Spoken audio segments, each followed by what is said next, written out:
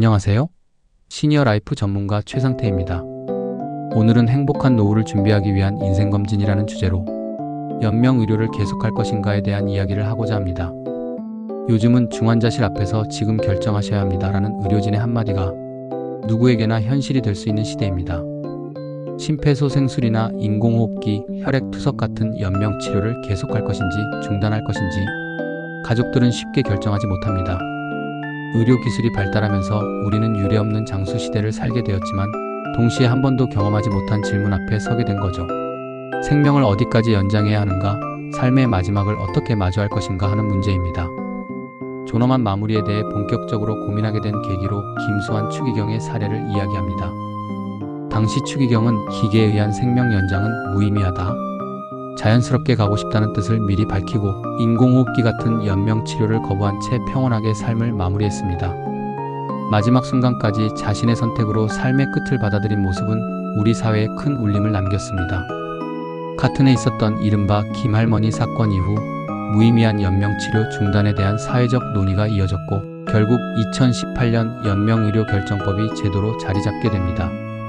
지금은 사전연명의료의향서 등록자가 335만 명을 넘어설 만큼 더 이상 일부 사람들만의 고민이 아니라 누구나 생각해야 할 노후 준비가 되었습니다. 하지만 많은 사람들은 여전히 그때 가서 생각하지라고 말합니다. 문제는 대부분 그 순간이 스스로 결정할 수 없는 상태에서 찾아온다는 점입니다. 결국 선택을 미루는 건 선택의 무게를 가족에게 남기는 일이 될 수도 있는 거죠. 그래서는 두 가족의 모습을 대비해서 보여줍니다. 한 가족은 갑작스러운 뇌출혈로 쓰러진 아버지를 두고 아버지는 원하지 않으셨을 것이라는 의견과 그래도 포기할 순 없다는 의견이 부딪히며 결정을 내리지 못합니다. 결국 환자는 오랜 시간 기계에 의존하게 되고 가족에게는 평생 남는 죄책감이 됩니다.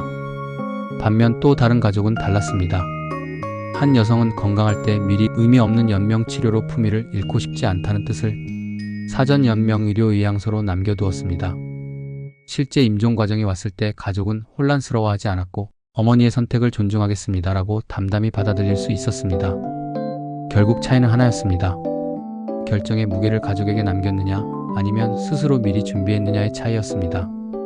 많은 사람들이 사전연명의료의향서를 죽음을 준비하는 서류처럼 느끼지만 사실은 마지막까지 나답게 살아가기 위한 선택에 더 가깝습니다. 무의미한 연명치료를 거부하는 걸 넘어 삶의 마지막 순간까지도 내 의지로 존엄을 지키고 싶다는 마음인 거죠. 방법도 생각보다 어렵지 않습니다. 신분증을 가지고 보건복지부 지정 등록기관이나 국민건강보험공단 지사를 방문해 상담 후 작성하면 되고 마음이 바뀌면 언제든 수정하거나 철회할 수도 있습니다. 결국 글이 남기는 질문은 하나인 것 같습니다. 나는 내 삶의 마지막 페이지를 어떤 모습으로 남기고 싶은가? 그 답을 미루다 보면 언젠가는 가족이 대신 결정해야 하는 순간이 올 수도 있습니다. 그래서 삶의 마지막도 결국은 지금의 내가 미리 생각하고 준비해야 하는 문제인지도 모르겠습니다. 마지막 순간까지도 내 삶을 스스로 선택할 수 있도록 말이죠. 오늘 이야기는 여기까지입니다. 끝까지 시청해주신 여러분께 감사드리고요. 여러분의 노후 설계에 도움이 되셨다면 구독과 좋아요 부탁드립니다.